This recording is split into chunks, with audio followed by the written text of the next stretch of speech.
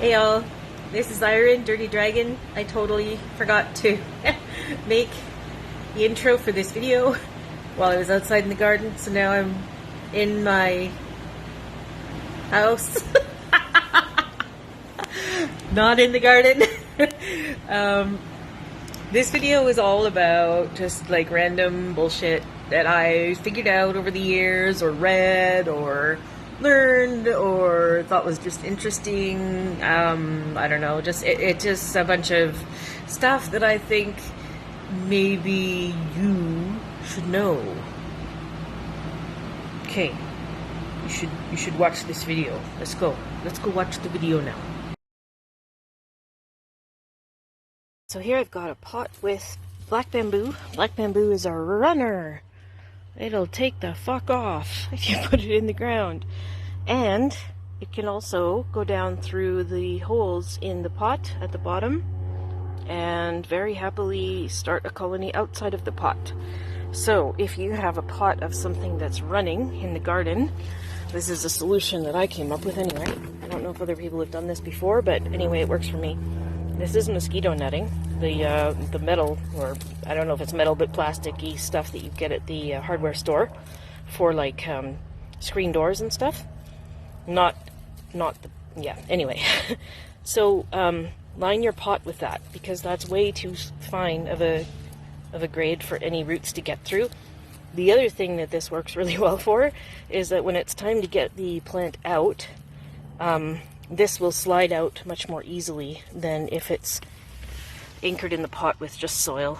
It has got soil in there, of course, but with that netting in there, it's easier to get it out. So just a little tip for you.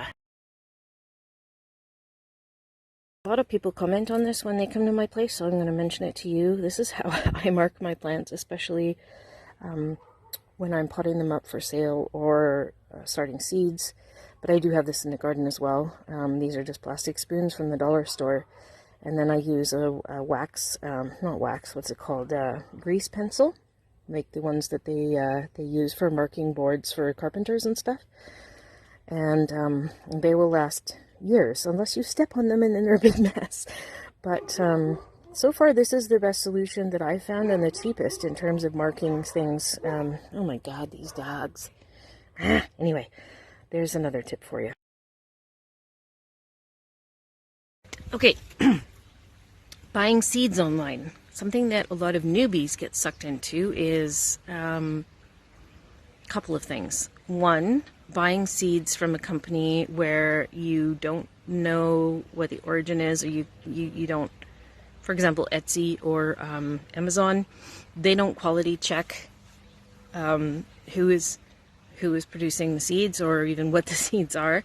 Often you'll find that they offer things that are outrageous colors, and by outrageous I mean like blue roses, black apples, I don't know, like pink tomatoes, you name it, just rainbow roses. You know, you'll see stuff like that, and people that are new, who don't have a clue about gardening, get really excited because they think, oh my god, that's beautiful. And they pay the money, and number one, it will either not even ship to them. They'll just be a phony company, and their money is gone. Or number two, they'll get seeds and they won't germinate. Or number three, they'll get seeds and it's some random wildflower, and it has nothing to do with what the claims are. And it's all just a big scam. So, I mean, most people know about this, but if you see something that looks too good to be true, anything at all, just don't even buy it. Like, really, it's, for the most part, they're not real. There are specialty seeds that are extremely difficult to come by, and really fancy colors and different cultivars and stuff like that, but they will only be offered usually through a reputable company. One other thing about buying seeds online is, if you see a really good price for seeds, like $2.50 a package, that's a pretty good price, right? Check how many seeds they are actually selling for that price, because oftentimes it'll be 5 to 10, 10 to 20, something like that. And you think you're getting a good deal, but if you compare to a package that's $3.95 at some other company, and they're selling 100 seeds, It's not a good deal. Sometimes it doesn't matter, you know. I mean, if you're buying squashes or whatever, 10 seeds is more than enough, right? But if you're buying poppy seeds and you're only getting 10 to 15 and you're paying that much, plus the shipping, just check and see what the quantity is. A lot of people, I think, get duped. I've been duped by that, so I'm pretty sure other people have too, and it's just something to check when you're buying stuff, especially if you want to buy things where you're planting en masse. So there you go, there's another tip for you. Okay, so ordering from catalogs. The imagery in those catalogs is usually very saturated. They've bumped up the colors, they've altered the colors quite significantly. Things like irises, astrantia, tulips, daylilies, phlox, all of those types of things. They have made it so that the color is really, really enticing and bold and spicy and beautiful. They've altered them usually more to the red or the blue. If you're familiar with plants, pretty familiar with them, you'd know that true blue is pretty rare in real gardens. Botanically, it's not very commonly found, a true blue, but you'll see it quite a lot in catalogs. And so as a gardener, as a collector, I should say, when I see something that really gets me excited, I go onto Google image search and I go down past all the marketing images and look at what people have posted from their own gardens. And that way I can see a more accurate version of it, and then I'll know whether it's worth buying or not. And it has saved me so many times, because there's been a number of daylilies that I've looked at and drooled over when I've seen them in the catalogs. And then I go to look at them online on Google to see what other people have posted, and they're not anywhere near the kinds of colors that I'm looking for. It's not to say that not all of them are inaccurate. A lot of them can be accurate. The tulips in particular are a little more so, daffodils as well, but irises, daylilies, phlox, oh my gosh, they tamper those things so that you just want to eat them. They look so good, right? So anyway, that's how I do it. If you have a specific sort of color in mind, or if you're not familiar with, you know, how flowers look in real life, that's how you can get around the way that they look in catalogs and decide whether it's really something that you want to buy. Okay, and then the other thing when you're ordering from catalogs is they will put down 75% off or 50% off on their sales, you know, in order to get you to buy early before the actual season. But they're lying through their teeth. They are not putting anything on sale. If you look at their regular prices, they are outrageous, like ridiculous. Like $30 or $50 or $60 or something for a plant that you would normally find for $15 to $18 at a regular nursery. So when they're doing that, that is entirely a marketing scheme. Their sale price is their real price. They would never get away with charging what they claim is their full price. So keep that in mind. If you feel like you're getting a deal, you're not. If you compare their sale price to like a random nursery anywhere, you'll find that they're exactly the same. And the only thing that you're really paying for is the convenience of buying something online. But then you also have to pay the shipping. So you're really not getting any more of a deal than if you went out. It's just more convenient, really. So keep that in mind. Do not get suckered into thinking that you're getting an amazing deal. You're just paying like regular price would be.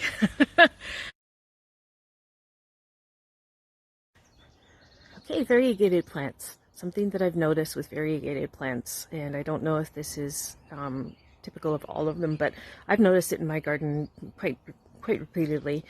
And that is that oftentimes the variegation becomes stronger after they flower.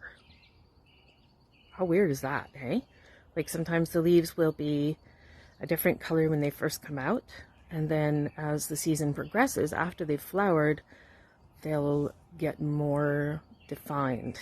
the variegation will get more defined. Not with things like hostas and stuff like that, but just like I have pulmonarias and I have astrantias and some other things, I don't remember what. But and then the other thing is that variegated plants will sometimes revert and go back to their plain green form. If that happens, you can pinch off anything that's plain green and encourage the plant to only put out variegated stuff. So yeah, that's a random tidbit about variegation. Okay, so here we have succulents. This one is Dragon's Blood Sedum. There's Sedum Angelina. And over here we have some sempervivums, hens and chicks. Hens and chicks, also called sempervivum, which means lives forever because they're constantly multiplying and it seems like they live forever. And also euphorbias. This is Euphorbia Ascot Rainbow in here. Now the thing with sedums and succulents in general is that the benefit of their really bold color only comes after a hard frost. So a lot of the times you'll see pictures online that describe what the color is. Like for example, Gold Nugget sempervivum has hit the market recently. Brilliant, brilliant gold color. And I just showed you one in the back there. It's not gold at all, and that's because it only goes that color in the fall, after a really good frost, not just a little frost, but a hard frost. So if you're disappointed about the color, that's why. They're usually marketed for that color with the assumption that they will get cold enough to show that color. Here in the Pacific Northwest, we don't get as cold as some places, and sometimes they never get that bold color. This euphorbia goes insane, all different colors, which is amazing. But in general, I have found that some of them have been rather disappointing because we don't get that cold snap, and so the colors often will stay kind of bland. If we get a really good cold winter, boom, all the succulents will be like amazing colors.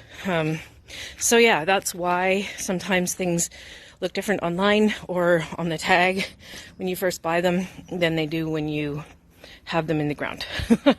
I think they might put them in the fridge, honestly, before they sell them. Like the gold nuggets, for example, they're such a bright gold, and they aren't that color just in the garden. So anyway, succulents and color. Okay, I'm inside and I just remembered another tip that has to do with gardening. You'll often see these ridiculous videos coming up on YouTube, TikTok, Facebook, stuff like that. 5-minute crafts, or gardening hacks or whatever. And the most common one is usually like a potato, and you cut a rose, and you're supposed to like get a rose plant from putting it in the potato. Don't do that shit, really. I mean, there's so many bogus tips for things to do to germinate plants. Like, I don't know, picking seeds off of a frickin' strawberry and putting them in like coffee grounds or some shit. I don't know. But I mean, there's just like a ton of them. And like, most of them are absolutely fucking insane. Stupid. Really, really stupid. If you know anything about how things work, most of them, what they even show you, like, I mean, they show you planting lemon seeds, for example, and then peas, like baby peas, come up, and they're like, "Wow, look, you grew lemons from your lemon that you got from the grocery store," or like grafting cactuses to frickin', I don't know, antelopes. Just don't do it.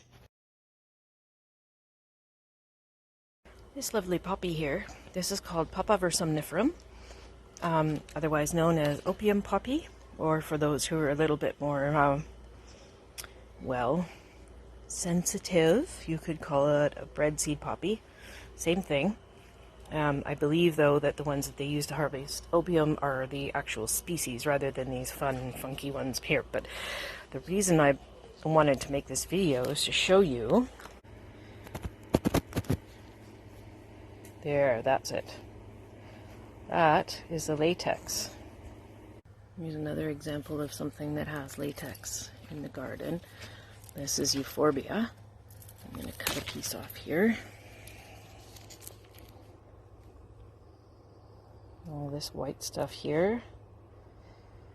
Damn, not a very good video. That's latex. In the case of euphorbia, it's mildly toxic. Can give you a tummy ache and probably react with your skin a little bit. So that's why I'm wearing gloves. Don't recommend handling it and breaking it off and touching your face or any other bits. But yeah, so anytime you see that white gooey stuff coming out of a plant, that's called the latex. Cool, huh? Another tip, and I know this, people have done this before. This is just something I'm sharing in case you haven't seen it before. So if you're growing in something like a belly pot specifically, one of the kinds that's narrower at the top and then kind of bulges out around the sides, that can be a real bitch when you're trying to get stuff back out of it. So there's two solutions for that. One of them is to find a pot that fits perfectly inside. And then if you plant in there, you can much more easily pop this out. And this is just fine. The other one is if you've already planted in one of these and you haven't got one of these and you're stuck trying to get it out, rather than breaking the pot, which I've seen, you know, sometimes that has to happen, but to try before that, get a steak knife, a really sturdy steak knife or a gardening knife, and cut straight down from the lip here to the bottom.